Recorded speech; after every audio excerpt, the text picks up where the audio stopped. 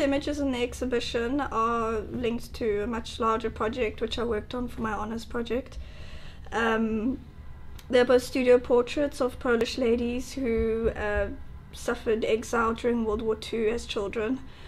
The whole project came about in the beginning, well, with me, I'm Polish, I was born in Poland, so I was searching for something to do with my heritage, with my roots, and I went through a whole lot of dead ends, and eventually I came upon this part of history which I actually didn't know about, and it just gripped me, it fascinated me. I felt the need to just do more and document these people. I met a whole lot of people who had been exiled from Poland, mostly to Russia, but the one lady, Halina Delikat, which is one of the portraits in the exhibition, the lady with the big white hat, she was deported to Germany as part of the sort of work labor force as a teenager. Most people were deported to Russia and just suffered the most unimaginable, horrible circumstances of their lives, and they survived through it, and they just became the most strong, amazing people. And I just really felt the need to document their lives and also to document them as people. So what I did was I did portraits of the people in their home environments, usually in their houses, but also maybe a special place to them. And then I would do a portrait in the studio. By getting to know them, by interviewing them, by spending lots of time with them, I got to know what kind of people they were, and I would use that as the basis for creating my studio portrait. So both those portraits are the studio portraits. They both evoke this sense of, you know, really strong personality, and both those women are extremely strong, and they survived unbelievable things, and they're just the most just amazing people. So I really wanted them to be my project. I didn't have any influence on their dress. In fact, those two ladies in particular are both interesting and are very, I wouldn't say vain, but they're very image conscious, which you don't really expect of a woman who's 80 plus even.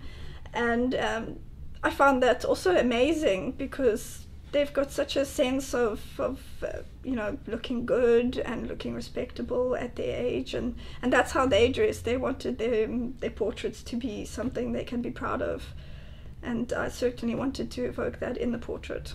I wanted to share my idea and what I was doing, mostly because I think it relates to a lot of questions that exist with any kind of nationality or with people who come from anywhere, because it wasn't just about documenting, it was also about searching about Polish identity.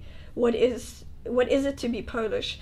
These people were deported when they were between the age of 4 and 12, 13. So they were really young, and some of them haven't even been back to Poland since then, and they're 70 something or 80. Some of them went back a lot of times, and yet they all feel Polish. And it really made me think, because I moved from Poland when I was 6 years old. And a lot of people ask me, oh, do you feel Polish? Do you feel South African? And I don't know how to answer that question. And of course, we have the same problem in Africa. What is it to be African? I think it can apply to any nationality, and that's why I thought it was important to also convey that aspect of the project.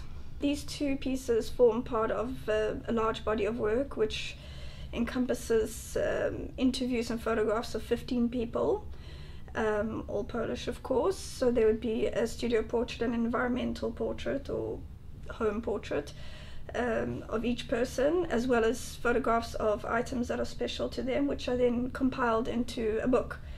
And I have the interviews both in Polish and in English, because I really wanted to, even though everybody can speak English of those people, and you know, the sad truth is that the Polish is dying out a bit in the generations that are living in South Africa now. So I put those interviews together into stories. I made sure that everything flowed and that all the details were correct, and it was a huge undertaking. It really took up a lot of my time, and it brought me so much closer with those stories and with those people, and I felt like I understood them so much better, and also helped me to take those portraits better, because I really could understand what they went through. And yeah, so that was the book. It would basically be the environmental portraits, the interviews in Polish first, then in English, then the studio portrait, and then I would have a little section which would encompass more kind of like little stories about their lives, usually lives in South Africa, or something about their Polish identity, combined with images of items that are special to them, generally also relating to Polish identity, but not necessarily.